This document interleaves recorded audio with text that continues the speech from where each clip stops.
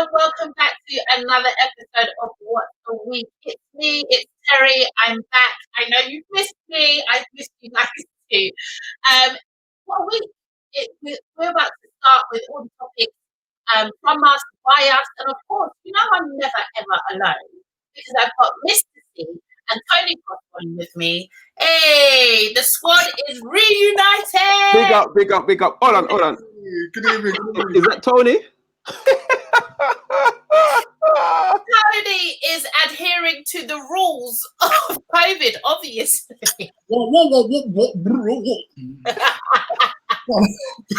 I can't speak in this thing. Tony, that's a nice one you've got there, though. I like that one. Yeah.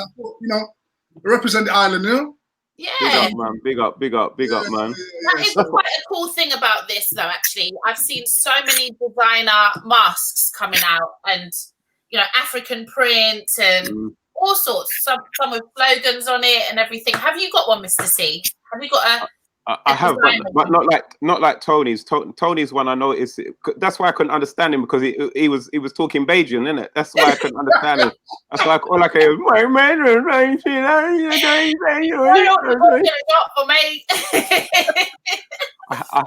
I've got an African print one. I have actually, which was done by my friend Beverly G, and absolutely wonderful, lovely, but.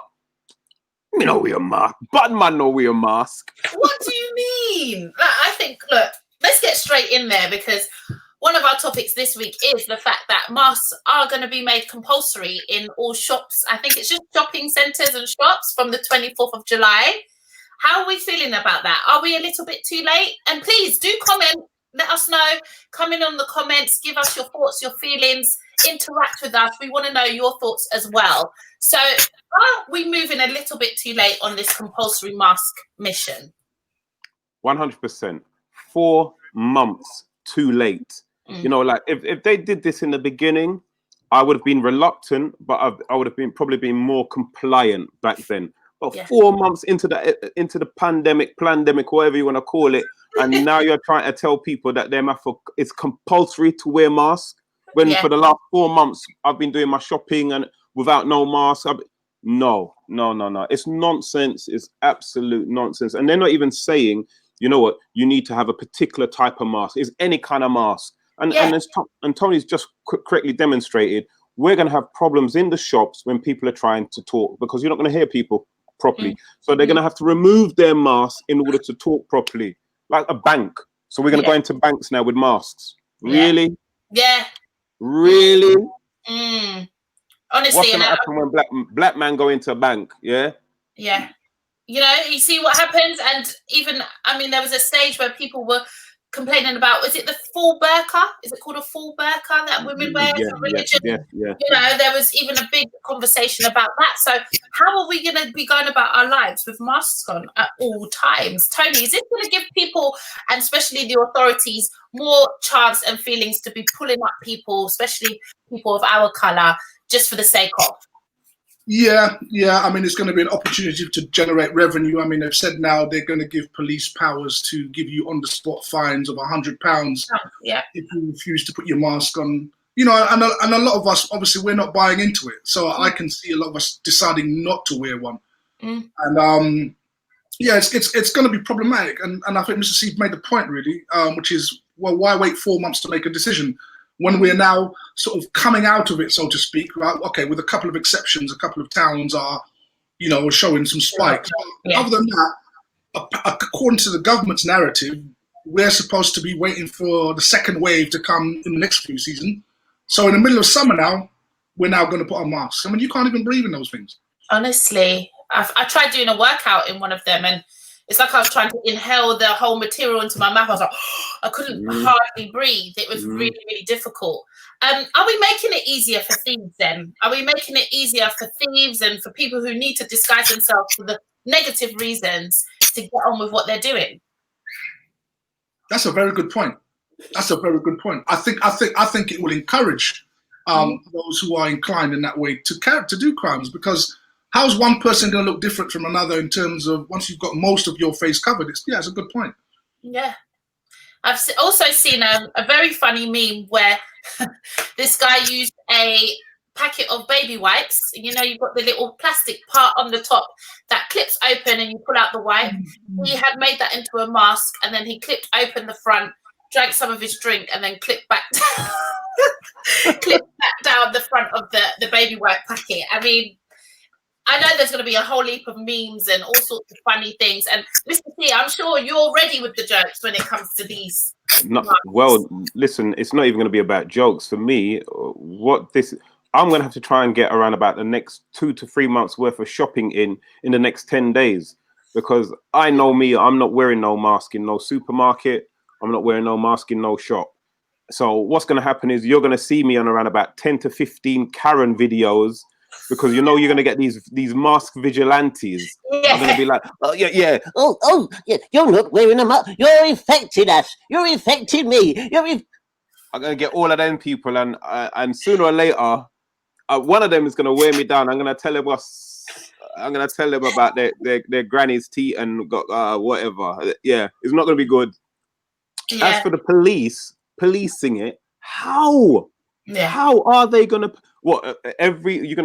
We don't even have policemen patrolling our streets during normal time. Never mind now, they're going to be up and down every high road, outside of every shop, trying to look for people and capture them for on the spot £100 fines. Right, it's madness. I just heard an interview with a member of the Police Federation who was complaining about how the government is lumbering them with more work that they feel that shops themselves can police, rather than giving them actually more work to do.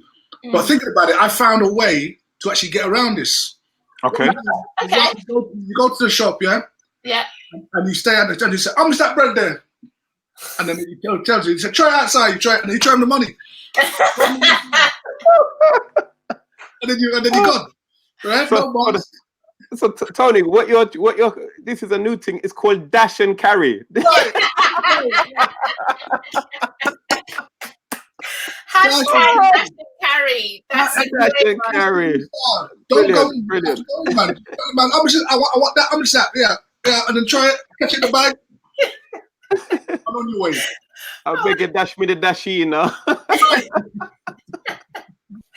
Talking of police officers, that takes me into our next story, actually. Some police officers were seen at the protests at Trafalgar Square that happened for animal cruelty, where they actually dyed the water red, and there were police officers there actually recording it as it was happening. I'm not sure if that was part of their, investigation, but let's watch the video first, and then let's have a talk about this protest that happened. These were ones that change our world and make a choice to work towards a better future. We're here and we're willing, but without the government we are handcuffed. It's time to demand the government to act. It's time to throw out businesses people, and to do that we need to account for this world. So, to all of you listeners, I invite you to forget the types of government, to instead to listen to my dreams and demanding change. The government has blood on their hands. This is time. We'll take to the streets. Now, as you can see, that police officer was standing there, and I think I heard him saying, "Excuse me, could you come out, please?"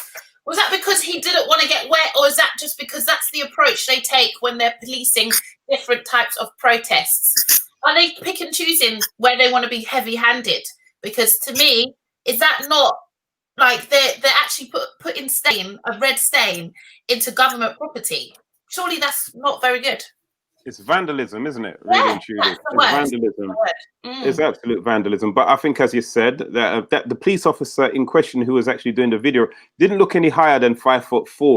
So if he went into the water at Trafalgar Square, his hat would have been floating. So he wasn't going in there for nobody's business at all, man. So yeah, I think they needed a special river squad to actually have dealt with that particular crime. Oh dear. So do we think they police different protests differently anyway? Because in comparison to like the street parties we've been having, how that was policed and how all the protests for Black Lives Matter was policed, do we think that they definitely pick and choose? I think if we're fair, we have to say that different peoples bring off different energies, right? And some energies cause fear and panic, and some energies you can just be calm around. Yeah, true. And I think if you looked at that video, right, as much as it was a protest, and much as that woman was, doing whatever she was doing, the police felt a calm energy that they could say, "Can you please come out?" If that was a black man or black woman in the water saying, "These are the blood of all the slaves and that were killed during the thing," I'm sure 3 policemen would have probably been in there to get, and to be honest, the situation wouldn't have been that peaceful. So the police, I think, would argue, well, it was a calming sort of things, and that's why we acted in the way we did. But you're absolutely right. They pick and choose their approaches according to who's actually demonstrating. Yeah, I think you're right there as well, Tony, because if that was a black person in there, the police would have been in there and their knee would have been on that person's neck. Exactly. And then when that person drowned, the police would have said, well, I couldn't hear them say they couldn't breathe. Didn't hear them. All I heard was blub, blub, blub, blub, blub, blub, blub, blub, blub, blub. Didn't hear them, mate. Yeah, they would have brutalized us, man. They see us different. We know that already. Do you think we're being too sensitive in the aspect of it? It was a completely different topic, obviously. There were less people there. Like you said, the atmosphere did seem quite calm. Are we being too sensitive to say, maybe black lives are not classed as important as animal cruelty? I think I know a lot of people are feeling that way. I think you're absolutely right there. I think this is where we have to be careful that we don't come across as being hypocritical, because they're correctly protesting for the lives of animals, and it almost seems like we're trying to say now, oh, what about black lives? What about black lives? Yeah, animal lives matter. Yeah, and that's why I'm looking forward, once lockdown is finished, to having my curry goat. You're a wind up, Mr. You are a complete wind up. Just wind up many people just with that one sentence right there. Tony. Yeah. The ancient Egyptians, they used to revere cats. In India today, they revere cows. And the British today just have a love for animals that is probably, unlike any other nation. If you go, I believe it's in Hyde Park, there's a monument dedicated to the donkeys that served during the First World War. There's actual monuments, but there's no monument to the black and Asian soldiers and those from the Commonwealth who helped fight the country. So animals do have a special place in this country. So the policemen obviously share those sentiments.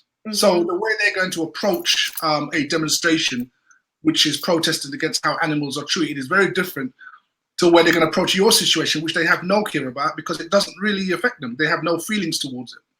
Yeah, I agree. And if you agree, please let us know in the comments. Get commenting, give us your questions, give us your thoughts, give us your feelings, get involved, because we do love to interact with everybody who's watching, no matter where you're from. Please interact with us. Our next topic is a celebrity topic, and it's about Will and Jada and August Alsina. So, it's been all over the place that Jada has cheated on Will, or maybe they're in an open relationship, which is with, Mr. C's getting, and there's some sort of entanglement that happened with Jada and Alsina. However, she didn't want to call it a relationship. She didn't want to call it cheating. She said there was an entanglement that happened, but she claims it's when her and Will had broken up. Now, first things first, is it any of our business that we have to be commenting, doing the most? I can't believe how many stories and stuff I scrolling. Everybody's got an opinion on these two and their marital home. Is it our business? Yes.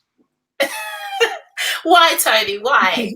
Because you're a public figure. It's the public who made you who you are. They've put you up there on the pedestal. You enjoyed all the times when you were being worshipped and everything was going well. And so why would you expect that the public would not be interested when things are going, when you're living a life like we are down here, having to deal with, cheating and infidelity and whether or not you gave permission for me to, it's just a typical relationship situation. Oh, well, we broke up. That's why I went with the person. So yes, I think the public do have a right. They are responsible for your fame. I'm not saying they need to know every corner of your life, but it's not wrong for them to have an interest, particularly someone high profile like Will Smith. Yeah. You know what? I think no, I disagree. I think just because somebody is a celebrity, we the public do not have a right to know their private business. However, in agreement to what you're saying, Tony, with Will and Jada in particular, yes, we do, because they love to tell people how their relationship is so open. Yeah. And it weren't so long ago he was saying that. What was he saying? There's nothing that she could do. They're in this together for life. You know, there's nothing she could. Well, there was something she did, and your face didn't look very happy about it. Will, your face didn't look happy at all, mate. I think I agree. I think it often depends upon how the celebrity got their fame. You know, like if you're a Kardashian or something like that, and you've done reality TV, you can't now impose privacy on people because you've been showing everybody all your business. And Will and Jada have been very open, especially with their Red Table Talk show. And some are actually saying that could this be a ploy because August has a album coming out, I believe, or some sort of music coming out, or it could be just promotion for the Red Table Talks.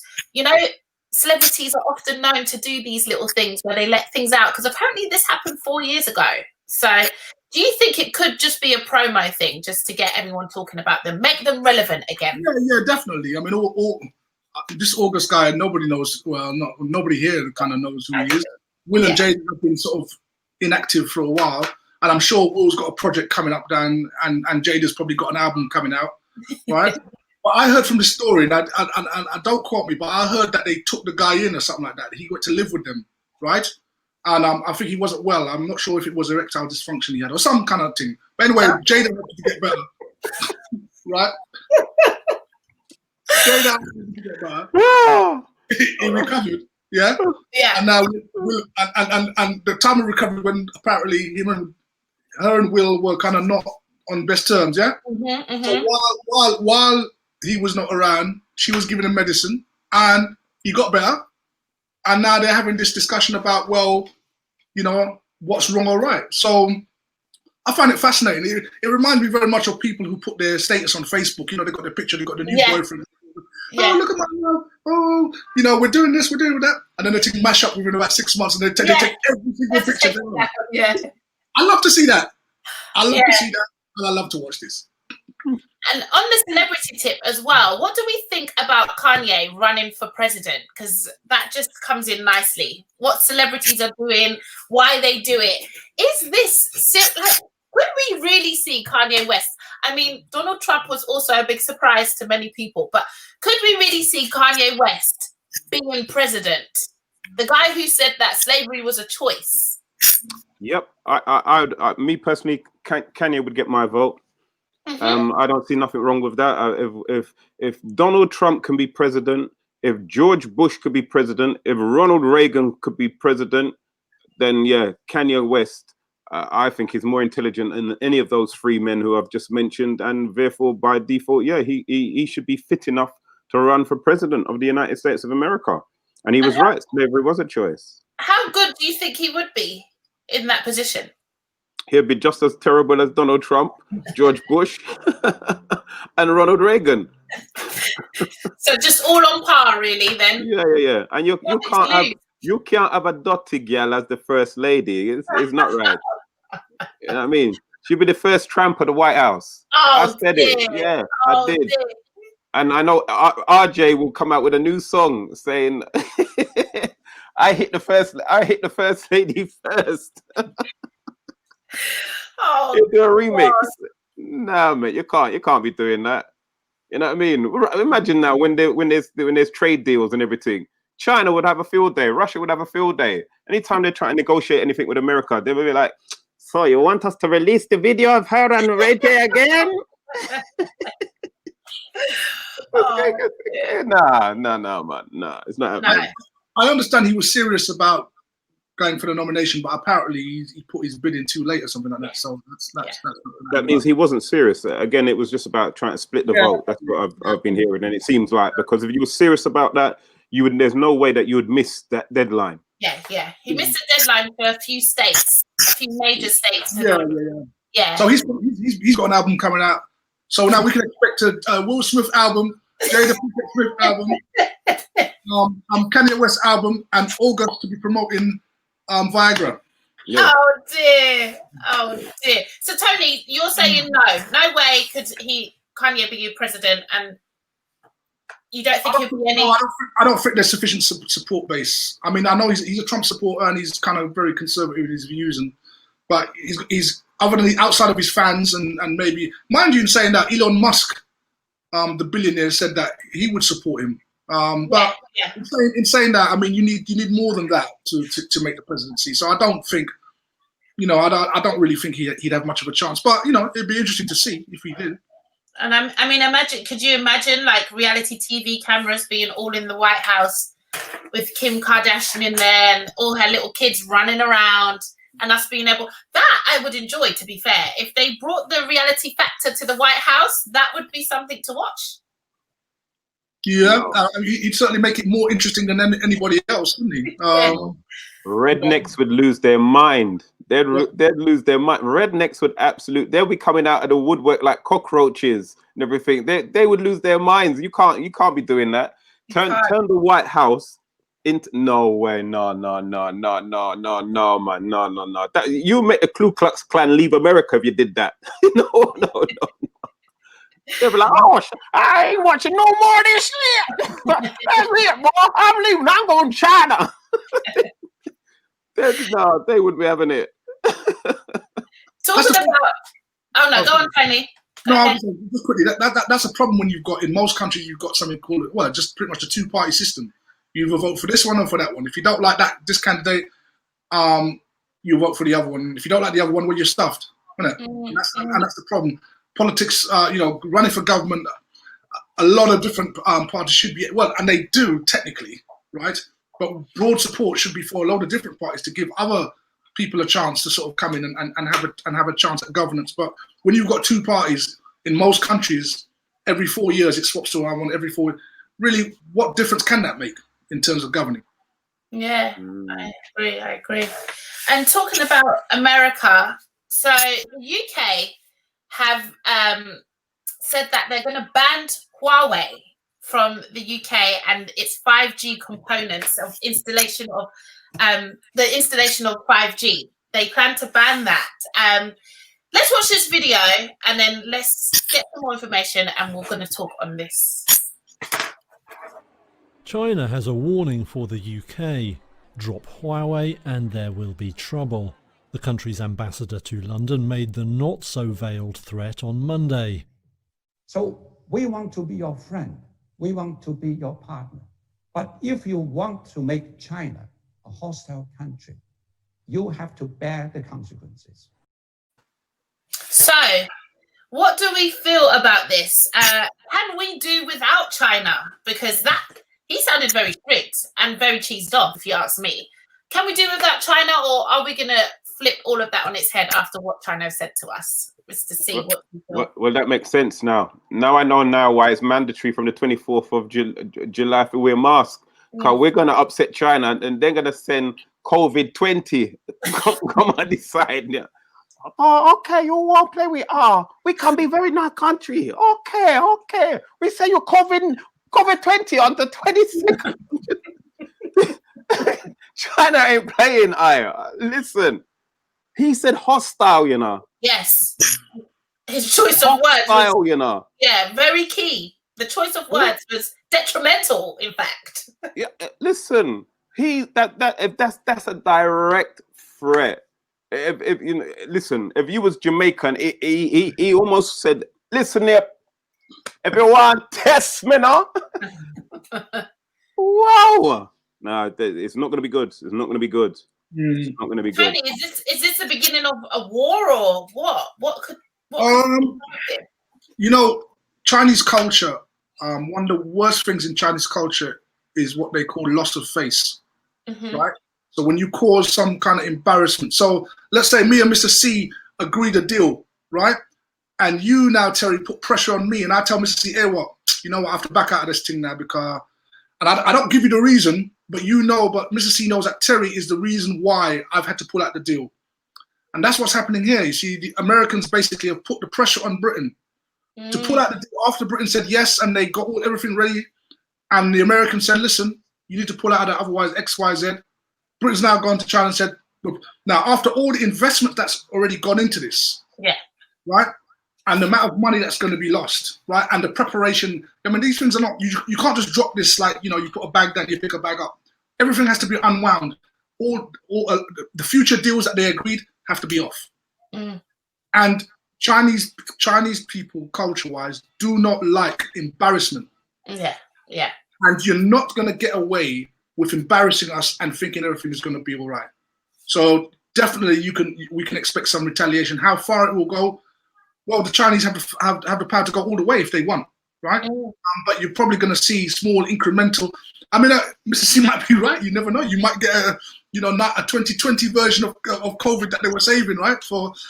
Maybe they anticipated, right, that this might happen. And would you believe historically, right, going back probably somewhere in the region about 1,000 or 1,500 years, this country was originally called Albion, right? So before it was called England, it was called Albion. And they called it Perfidious Albion. Perfidious Albion means treacherous Albion. In other words, you can't make deals with this country because, unfortunately, they break them. And that tradition seems to be here even to this day. So they've made this major deal, a major investment with all this infrastructure, and now they've said no. So let's wait and see what China does. Are China being the bullies? Mr. C, go on. Are they bullying us? I don't think they're bullying us at all, you know. I think what China is saying is like, you know, what a lot of us should be doing is that you need to be held accountable for your actions. And if it's like how our parents raised us, if you can't hear, you must feel. It's as simple as that. So, you're okay, you're all right. You want double back on your deal, all right? You sure? Because if you make this move, you know, careful where you go and order a little Chinese meal, you know, Englishman. Careful, yeah? Friday night come, you want your little crispy duck and spring roll. Careful, you know. Careful. Yeah. It's almost a battle of the two, you know, there's such two big powers, aren't they? America and then you've got China. Yeah. And you've got the allies of America, of course, who America leans on and say, hey, what? When China comes to you for so-and-so deal, don't go with it. Yeah, if you go with it, then I'm going to sanction you. So what do? They follow with America. China know what's going on. So behind the scenes, while we're watching the news, there's all this stuff, international diplomacy and blah, and plans of how to retaliate. Because nobody's no major country like that. You know, you ain't gonna shame one of the biggest boys in the playground and expect that you're gonna get way after school. It's not gonna happen. So do you think that we have a chance to change our mind again? And would that look bad on Boris and the whole government if they now be like, actually, we've changed our mind? Yeah, because this is the thing, you see, and I'm glad that this has happened because Britain, once again, has made a deal without thinking thoroughly the implications of this deal. And this is a typical of Boris as well. He did it when he was mayor of London. He went out and bought all of these big water gun things without having proper consultation, and then realized he bought all of these things and then couldn't even use them. Waste of our money. They did the same thing again with this bridge, what they wanted to create over the Thames. This new bridge, spent millions on designing it and getting idea, and then worked out that it wouldn't be feasible to build this bridge. And that's the same kind of thing again, where we've seen it. They went out and bought PPE masks. They weren't the right ones. They bought COVID testing kits. It weren't the right. They keep doing this stuff where they're making deals without thinking about it properly. And now it's all come up in their face with this whole China thing, with this 5G deal, that they're making these deals, haven't thought about it, haven't looked into it properly. And now when they've got more information, they're having to backtrack, but China's saying not on this watch, no, sir. I agree. And Terry, they can't do that. They can't go, oh, we've changed our mind. No. I mean, because they've the British have sought assurances from America, right, that America is going to come to their aid in the event of any backlash, right? And America will either provide other sources of 5G, right, or even more competitive deals than the one that they were basically seeking under Huawei. So the British aren't going to make that decision unless they have assurances of protection. So no, they're not going to go out to China now because China's upset. They just know the Chinese people, how they stay. You made us lose face. You make us look embarrassed in front of the world. That is not going to go unanswered. Yeah, and what are the implications going to be for us as people? That's what I'm wondering. This is going to be a very, very exciting year. I tell you all, most exciting time of your life. Well, all I know is some of the woman I go ball because you now come from China again, master. Not to know. So whatever you got, you best wash it and Febreze it. Go to your master because you don't have it for a little while. Oh, I do love you, Mr. C. You can always make me smile.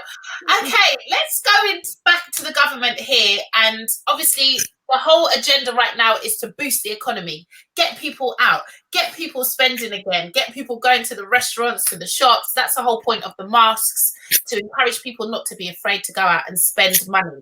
So they have a new agenda that will be implemented from September where everybody, or homeowners, will be given a £5,000. Is it like a grant? Yeah, it's a grant to do home improvements. We've got a video on it, so let's watch the video first. Our top story, hundreds of thousands of households in England are to receive grants of up to £5,000 for energy-saving home improvements such as insulation. This is part of a wider £3 billion green investment by the government, which aims to create thousands of jobs across the UK in the wake of the coronavirus pandemic. Our environment analyst, Roger Harrabin, has more. Insulating homes gives a triple benefit. It saves on people's bills, it cuts carbon emissions from heating, and, crucially, as the UK heads towards recession, it creates thousands of jobs for tradespeople crawling in attics and measuring draft proofing. England can't reach its climate targets without a major refit of housing stock, but until now the Treasury has been reluctant to help, because it means transferring cash from the public purse to private bricks and mortar. Now the jobs factor has swayed its opinion. From September, homeowners will be able to apply for vouchers of up to £5,000 for work certified by an approved builder. The Treasury says more than half of the £2 billion allocated will go to the poorest households, which will pay nothing. So I think the question here is, will the BAME community be top of the list to receive these vouchers, just as we're top of the list to receive the vaccine? Are we going to be able to get in there, get these vouchers, or will other people come and exploit the vouchers and then we're left at the bottom saying, hold on, there's nothing left? What do you mean? So how are they going to distribute this? We're all stunned. Listen, I have no idea how they're going to administer this. You know, to me, it looks like a nice gesture on the surface, but again, I feel that it's just another way for them to take out money out of the pot and dish it out to their friends. Then, because who's going to be doing this work? Yeah. Who's going to be doing all the surveys to make sure that the right people are getting the right kind of insulation and service? So I'm not too sure. I'm gonna wait and see. I'm gonna sit on the fence with this one, but I'm not too sure. Yeah, I don't want a penny from the government. I want none of that £5,000. That is not free money. That is not free money. What do you think it's going to come with? What clauses, Tony? Why do you say it's not free? No, it comes with no clauses, like it's free. Yeah. But you will pay that money back. Nothing that comes out the government coffers are going to be is charity. Do you know what I mean? Yeah. And as Mr. C said, well, how is it distributed? Well, I bet all the men at the top there, all their brethren, gonna make sure they scoop something off the top of that. I mean, I don't know how if it you know, in terms of how black people are going to be affected. I think if it gets out into the population, I would imagine it will be equally distributed. But you know, like anything that the government, like the furlough and all this stuff. Not that I disagree with the furlough. In principle, it makes sense. But the point being, the government never give money away for free. And so something like this, which I don't, you know, unless you're an elderly person and you really have issues with sort of insulation in your house, I personally would refuse it. On principle, I would refuse on the basis that you're going to sting me in the next 5 years to pay back all the money you've put out there, which you made me believe was free. Yeah. And I took it and I went on a cruise. This is it. What are the loopholes? Because how are they going to check that you actually got that work done, and that's where the money went? I just don't get it. Well, they're gonna have to employ checks. I think that the first check that they'll do is to make sure that whoever's doing the installation is an approved builder, so-called Federation of Master Builders or whatever. Otherwise, people will, the cowboys will come out in droves to do this. And next thing you know, they'll use cheaper cladding or whatever it is, insulation thing, which has probably got asbestos or some other kind of inferior thing. But the other thing, Tony, is that I wanted to say is that, you know what, Tony, whether you take it or not, they're still gonna make you pay for it, bro. So you may as well take it. You may as well take it, Master. When it comes to them charging you for it, they're gonna. It's like that old joke, isn't it? The guy at the wedding, where the hotel the next day charges him for all of these things that he never used. £200. The jacuzzi, I never used a jacuzzi. Oh well, it was there if you wanted it, sir. I never had champagne. It was there if you wanted it, sir. And then in the end, the man had to send his own invoice where he said, I deduct everything because my wife was there. He said, I never touched your wife. He said, oh yeah, but she was there if you wanted her. That's a good point. The old ones. Yeah, that's a good point. It's just the way it's so sneakily done, though, isn't it? They sort of just sell it in a manner that just makes you feel that the government all of a sudden, oh, we got a surplus in the treasury, let's just dish it out. You can have this and you can have that, without telling you how this is going to be funded, because everything they give you is X amount missing from their pot, right? And that's got to be refilled. Yeah. And I mean, they have other incentives going on as well, like for business, or they've got loans that you can get stupid interest on it, isn't it? It was so small if you pay it back within 10 years or something like that. And then they're also giving, no stamp duty on houses up to 500,000. And if it's over 500,000, you're only paying a small percentage. I'm just really anxious about all these incentives. I really am anxious because, like you said, how are they going to get all of this back, and how is it benefiting them? Because why would they take in all them stamp duty taxes if they didn't need it in the first place? Because now they're just giving it out. Well, this is the thing. This is the thing, really. It's almost like I think this is the equivalent. Is almost like, if you lived in Little Italy, for example, and all of a sudden the mafia said, you know what, this year you don't need to pay us any protection money. Don't worry. It's been a bad year. COVID has been. That's my best Italian. So basically, what they're saying is they're not going to rob us this year. The money what they usually use to rob us with left, right, and center, and thief from with left, right, and center. Yeah, they're not gonna do it anymore. They're not gonna. Sorry, my phone was just going. They're not gonna do it anymore. So they're gonna give us a little bly.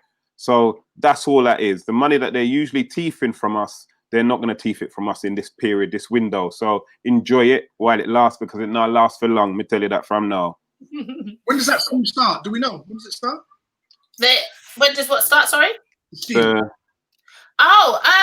September. Okay. I believe it was September. Okay. That's when the 5,000 vouchers will be given out. £5,000 vouchers will be given out. So do you think it's a good time, Tony, for example, for people to rush out now, buy a house? You haven't bought a house before. Is it good to be encouraged now, quickly go buy a house? Would you say people should quickly rush out and do that? I don't, not really, to be honest. I mean, from what I understand, house prices haven't dropped that considerably to make it a deal for you to go out and, I mean, if you were in the process of buying a house and, COVID stopped you, then by all means, with the government incentives, with stamp duty, then yes, definitely. But should you might have some cash now, but should you go out now and buy a house when you hadn't planned to? Well, the prices don't suggest, that you'd get any deals specifically. But like I said, if you're already in the process, the COVID has worked for you, innit? Because taking off stamp duty, some of that stamp duty, yeah, great, go for it. Yeah, some houses that could save you 20 grand even, which is maybe a deposit for another house up north. Definitely. But all I say is make sure you take out some damn good advice, because there's always a little trend, and as Tony always says, that this government and governments in general tend to give with one hand, and around the corner they're waiting to reap that back in. So it might very well be just a setup to get everybody to jump on the bandwagon, and the next thing you know, interest rates gone up. There's going to be redundancies, as we're starting to see already. So just be careful is all I'd say. Make sure you take good advice before you go and just jump on it. Definitely. And get yourself in a kind of financial situations. And if the worst comes to the worst, Tony got a spare room in his yard. Yeah. Come. You're not charging too much. Yeah. Spare room, Well, talking of giving, there have been some major corporations that are giving to Black causes. So let's watch this video. In response to the recent wave of worldwide protests, sports brands are joining the ranks of corporations and organizations to support and fight against racial injustice. Nike recently pledged $40 million over the next 4 years to support the Black community through organizations working towards social justice, education, and equality.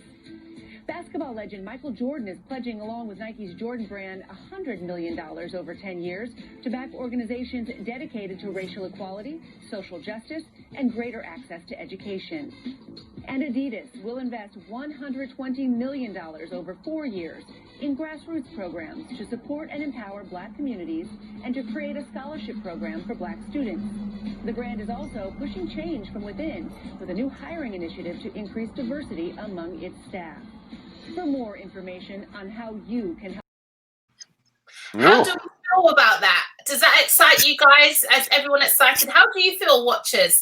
Are you excited by all this money being pledged? That's millions and millions over the next few years that are being pledged into Black causes, scholarship, making sure that Black people can rise up. Mr. C, are you excited about this incentive? I'm more than excited. It's been a long time coming. It's the closest things that we've had to reparations for a long time. I just want to make sure that there should be another amendment with another condition with these so-called cash injections into the Black community. Is that number one, they should only go to Black-owned businesses that are set up correctly. Again, that if any outside groups are actually using this money to assist Black communities, that there needs to be properly audited, and that the money does not just go to how can I put it, to fill up the pockets of the owners of those particular companies, and then they do a pittance service to Black communities. And I think again that each one of the each area where this money is going, there needs to be some kind of how can I put it, legacy attachment, that whatever business grows out of it, they feed back a percentage of their profits into the Black community for it to continuously create wealth and income for us and stability economically.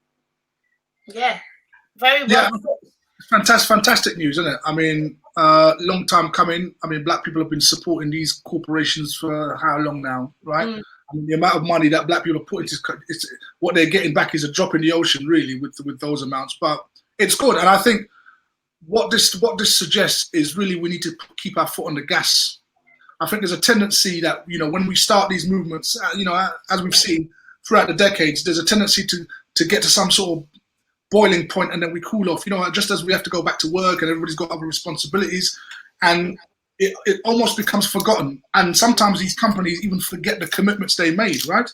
Yeah. Or renege on the amounts that they initially promised. So for me, I'm really pleased about it, and I'm hoping that the momentum of putting pressure on these companies continues, and that we sort of galvanize in order to penalize them too. Like we were talking about last week, weren't we, about only shopping in Black businesses for a particular day, don't shop in London corporations for a specific day.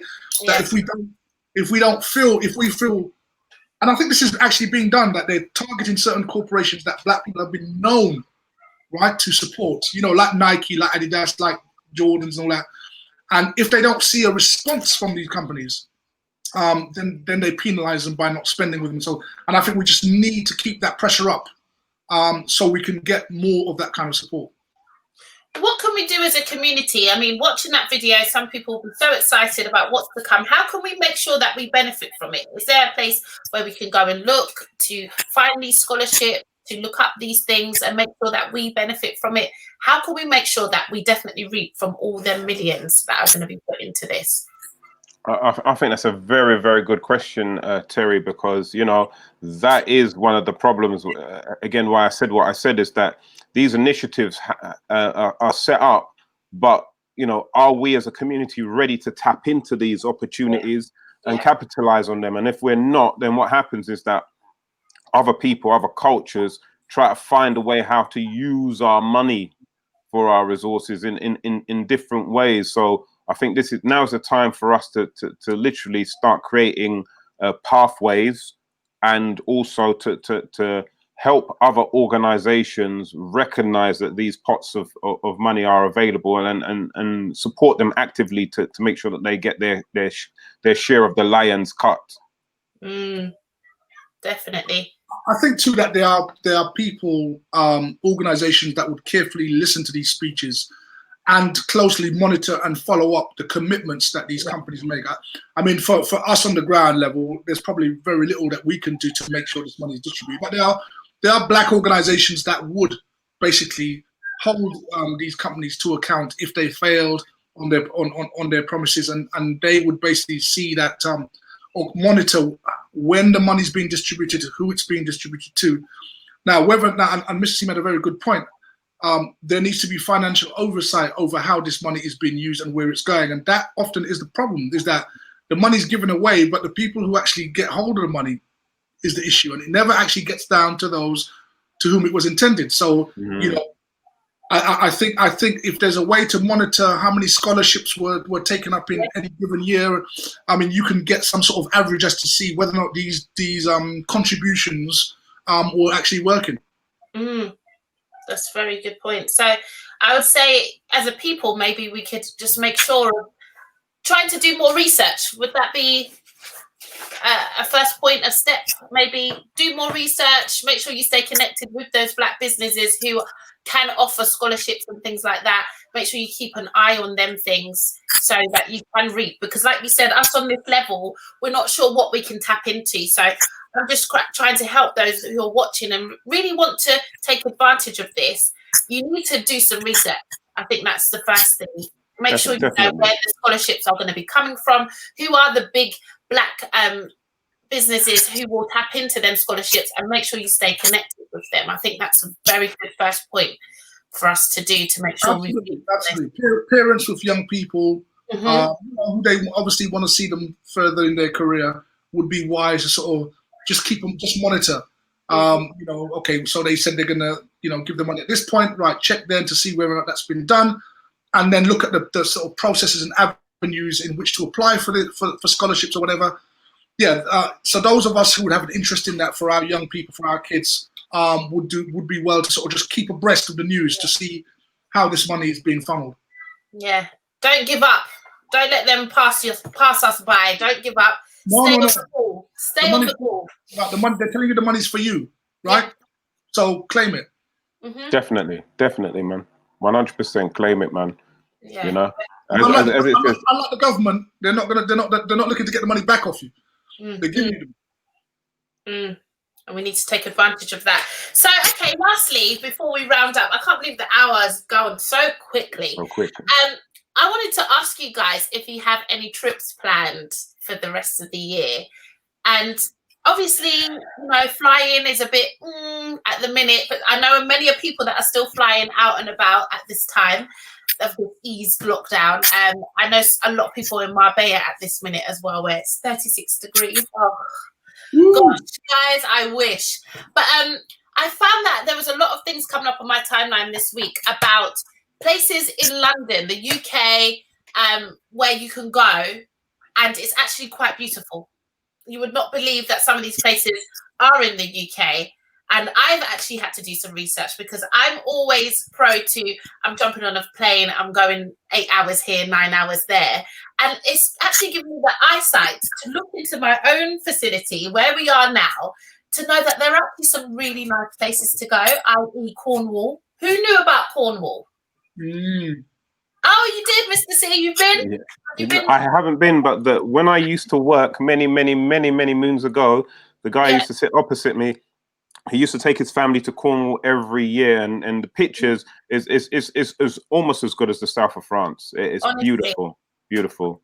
Cornwall, Camber Sands is another decent beach in the UK.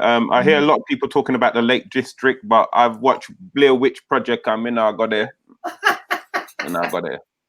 But there are some lovely places in the UK. But again, sometimes when you got to look at the price, because a week in, say, the Lake District, you could go to Italy or Spain or for the same money. Yeah, that's a long drive. That's a long drive. But there was I should have sent the clip in. I saw that Barbados are saying to people, you can come to Barbados for a year and work from home in Barbados. The actual Barbadian Prime Minister was saying, she was on the news, and she was saying she welcomes people from the UK to come to Barbados, because if you're working from home now, you may as well work from home in Barbados, she was saying. So she I think that is something that what are the incentives? What are the incentives? Do we get for accommodation? What's the incentives to get you over there? That's what I want to know. Well, I think the incentives are that you once your day finish, you're in proper sunshine, good food. You know, you're going to be much more healthier. Think about the joy that your other immediate family are going to be having as well, being in Barbados with you. That better state of mind. And again, think about, you don't need a holiday because you're already in a holiday destination. True. Very true. Tony, what are your feelings? I'm wondering whether or not they'll give you some sort of discount on the accommodation, because of course Barbados is not the cheapest Caribbean island in which to stay, right? Shopping in there is not very cheap, and accommodation is not cheap. So if there was sort of incentive to make it affordable, then definitely yes. But for the Bajan government, you're talking about an economy now, right? You're talking about a group of people coming over, working and spending their money in the island. So that would be very advantageous. But as far as my holiday plans this year, I want to go somewhere chill out and cool, because London has been quite hectic. So I'm going to Leicester. Okay. What's your connection to Leicester? Why would you want to go there? To lock down? Yeah, it's quiet there. You can't go nowhere in Leicester. Wear your mask even in your house. That's what I'm saying. You're going there to test your mask. You best take two. Test my mask in Leicester for 2 weeks. And when I come back, I'll do a 14-day quarantine. Oh, wow. It's true. You'd have to quarantine when you arrive, quarantine when you get back. It's just a big mess, isn't it? But I think I'm going to definitely give the UK a chance this year. I haven't booked anything yet, but I'm not going to be too quick to be jumping on a flight. So where are you going, Terry? Where are you going to go in the UK? I think I'm going to try Cornwall, because they've got some, what do you call them? Like palm trees in the certain area as well. I think it's called Little Sicily or something like that. I think it's called English Riviera, if I'm not mistaken. I'm not sure. Yeah, but all I know is I've got this little list that my friend sent me, and I looked into it and I thought, you know what, this year I might have to give it a try. It looked like the Caribbean. They had white sandy beach, not stones. They had sand on the beach. Yes. The only thing, beggars can't be choosers, I was going to say. So the only thing is a travel time. It might take you 4.5 hours to 5 hours to get there. That's the only thing. Yeah, it's a 5-hour drive. It's a 5-hour drive. If you're taking the train, it's around about 3.5, 4 hours, depending where you're coming from. Yeah. Another place I'd recommend in the UK, if no one, is the Scottish Highlands. Yeah, I've heard Scotland's got some beautiful places. You would never believe that you were actually in the UK. Yeah. Hold on, what kind of weather we're talking about? Well, it's summertime. It's usually, peak of summer. It's usually about 23, 24 degrees. It's decent. It's not, up there. It's not scorching hot, but it's warm enough to enjoy it. So what are you saying, Mr. C? If it doesn't start with 30 something, it's right. All I'm saying, pal, I'm not going anywhere where it's colder than the UK. All right, pal. Oh, thank you, guys. Thank you so much. I think on that note, we're going to round up. I just want to thank you all for joining us for another week of What a Week. Mr. C, do you want to sign out? Tell the people anything? As I said, man, have a wonderful, wonderful week. Most importantly, get your shopping in now if you're stubborn like myself. Yeah, because if you know you're stubborn like myself, do all your shopping now so that on the 24th you don't get yourself in any kind of entanglement with the police. And if you are going to give them a false name and address. Will Summit at Jada Pinkett Avenue. Oh dear. And your date of birth is August. I don't know how he does it. So smooth, off the top of the dome, Mr. C. Thank you so much. And Tony. Yeah, it's been an exciting 2020 so far. Buckle up. It's going to get more exciting as the year continues. Yes, definitely. And from me, I want to say, just make sure you stay connected to all things black businesses, black causes, anything you could reap and gain from. Make sure you take it up and always do your research. We've just given our opinions on things. It's not, it's not solidified by what we say, but it's news by us, from us. And we're just so thankful that you've come to join us. And we can't wait to see you again next week for What a Week. In the meantime, take care of yourselves and we'll see you again soon. Bye.